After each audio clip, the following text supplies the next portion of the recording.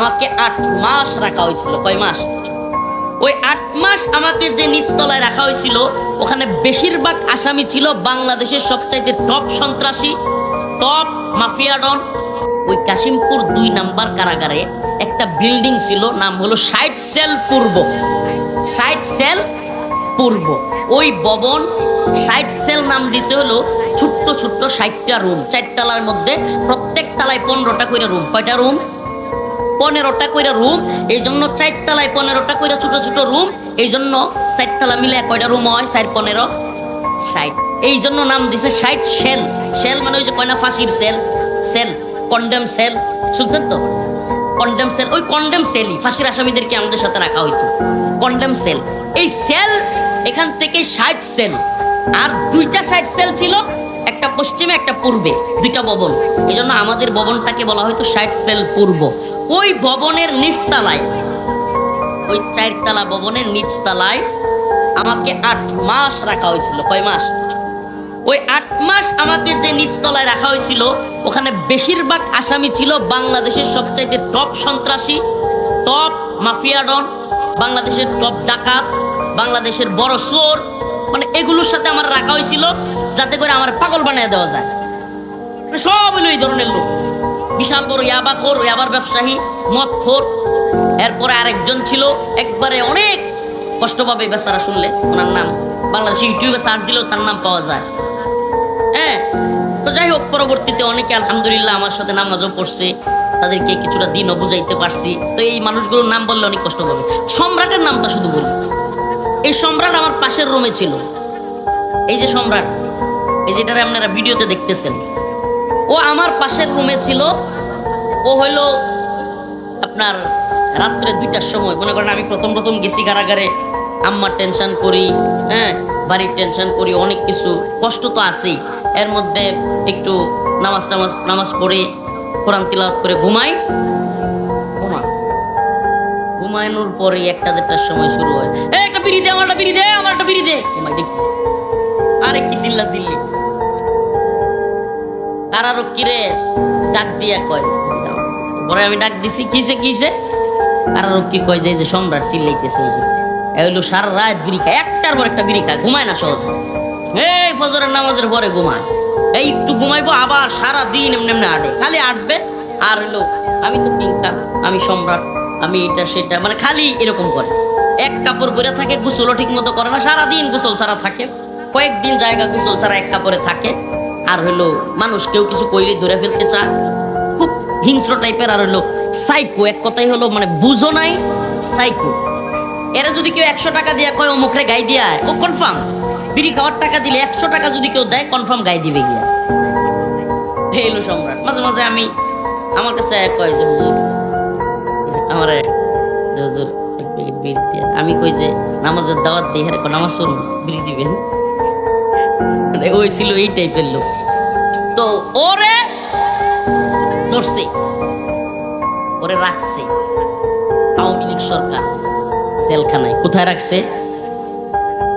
এখন সারাক্ষণ চিল্লা চিল্লি করে, বিড়ি চায়, আর বাইর করলেই যত বিড়ির, আমাদের বাসায় তো যেই বাসা বলে, মানে মানুষের যেটা টয়লেট করে যেই জায়গা দিয়া, ওইটারে যা কয় বিড়িরও শেষটারে ওইটাই কয়।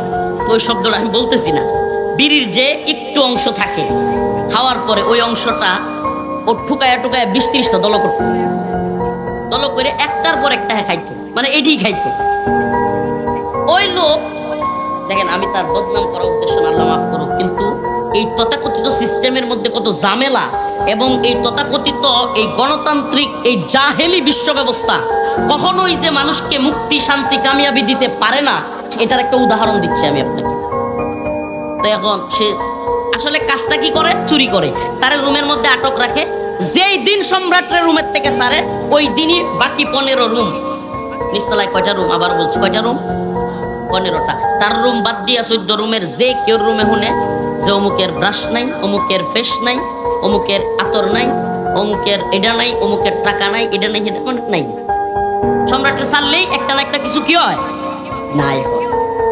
তখন মানুষ জ্বালায় অতিষ্ঠ হয়ে জেলারে বলছে আপনি কি করতেছেন, এই একটা সাই করে আমাদের সাথে রাখছেন, ও এক একদিন এটা চুরি করে নিয়ে যায়, মাঝে মাঝে আবার মানুষে মারতে যায়, মাঝে মাঝে মানুষে কামড়ও দিতে যায়, মানে খুব অশৃঙ্খল করে মানুষের পিড়াপিড়িতে। আর হেও মানে খাবার খায় না, মাঝে মাঝে কি করে জানেন, জেলখানায় অনশন করা যায়, সামনে খাবার না খায় অনশন করলে একবার জেলের সর্বোচ্চ কর্তৃপক্ষ আপনার কাছে চলে আসবে, কারণ হে যদি না খায় মরে যায়। তো সম্রাট মাঝে মাঝে খাবার খায় না, অশৃঙ্খল করে। তো হ্যাঁ নিয়ে গেছে হসপিটালে। কোথায় নিয়ে গেছে? জেলখানার ভিতরে হসপিটাল আছে, হাসপাতালে। তো হাসপাতালে নিয়ে গেছে, আলহামদুলিল্লাহ 2-3 দিন ওখানে রাখছে। আমরাও আরামে ঘুমাইছি, চিন্তা করছি আহারে আল্লাহ তো বাঁচাইছে। এখন আর রাত্রে 2টার সময় বিড়ি বিড়ি করে কেউ চিল্লায় না। এখন 3 দিন পরে আবার সম্রাটটা নিয়ে আসছে। এত আওয়াজ সময় একটা বাপ নিয়ে আই সবাই, হ্যাঁ আমি আইছি। নেতারা যেমন করে না, দেখছেন না, সে কিন্তু খুন করছে এতগুলো বলা হচ্ছে, সে কিন্তু পুলিশের পোশাক পইরা থানার সামনে দিয়ে ঘুরতো, পুলিশের পোশাক পইরা, খুব ডেঞ্জারাস। তো এখন সে আসছে, আসার কিছুক্ষণ পরেই হঠাৎ করে কারা প্রশাসন দৌড়াদৌড়ি ছুটাছুটি। কি হয়েছে? কারা প্রশাসন দৌড়াদৌড়ি ছুটাছুটি শুরু হয়ে গেছে। কয়েকজনে জিজ্ঞেসলাম ভাই কি হয়েছে? কারে আর কোয়েন না, হসপিটাল থেকে ডাক্তারের অনেক জিনিসপত্র পাওয়া যাচ্ছে না, হসপিটালের যে সিসি ক্যামেরার তার ওইটা পাওয়া যাচ্ছে না, হসপিটালের যে ওই যে ডাক্তারদের অপারেশন করার কেচি টেচি বা এগুলো যন্ত্রপাতি এগুলো পাওয়া যাচ্ছে না, কি সর্বনাশ। আমি বললাম আপনার শরীফুল সুবেদার এগুলো আপনি কই দৌড়েন, সম্রাটের রুমে দেখেন। সত্যি সত্যি যায় দেয়, অনেক কিছু ওখানে পাওয়া গেছে। বাকি তারগুলো সিসি ক্যামেরার তার তোর হ্যাঁ বিক্রি করে লাগছে জেলি। আমি শরীফুল সুবেদারে বললাম, কারারক্ষীদেরকে বললাম যে আচ্ছা বাহিরে চুরি করলে তো কাশিমপুরে না রাখে, এখন কাশিমপুরে চুরি করলে আপনারা কই নিবেন?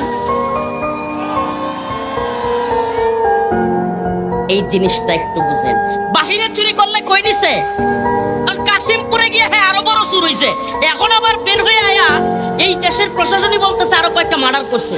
তাইলে তার কি উন্নতি হয়েছে না অবনতি হয়েছে? এই জাহেলি সিস্টেমের এই যে দইরা নিয়ে ওখানে বইরা আরো যে তারে বড় ডাকাত বানাইছে, সুর থেকে এখন কি হয়েছে, সে খুনি, বড় ডাকাত, সে এখন সিরিয়াল কিলার। আমার প্রশ্ন, এই সুর আরো ভালো হইছে নাকি সুর আরো খারাপ হইছে? এই জাহেলি সিস্টেমে সোর জেলে গিয়া ডাকাত হইয়া বাইর হয়, ডাকাত বের হইয়া খুনি হইয়া বাইর হয়, খুনি সিরিয়াল কিলার হইয়া বাইর হয়। এই সিস্টেমের হলো এই উন্নতি। নাউজুবিল্লাহ। অথচ আল্লাহর বিধান যদি মানতো, আস-সারিকু ওয়াস-সারিকাতু ফাকতাউ আইদিয়াহুমা, আল্লাহর বিধান যদি কার্যকর হয়ে যাইতো, আল্লাহ বলছেন চোর এবং চোরনি যদি সংরক্ষিত কোনো জায়গা থেকে 10 দিরহাম বা তার বেশি পরিমাণ চুরি করে, তার হাত কেটে দিতে হবে। আল্লাহর বিধান যদি মানতো আর হাত কাইটা দিত, এই হাত কাটার ভয়ে আর চোর চুরি করবার মতো দুঃসাহস করতো না।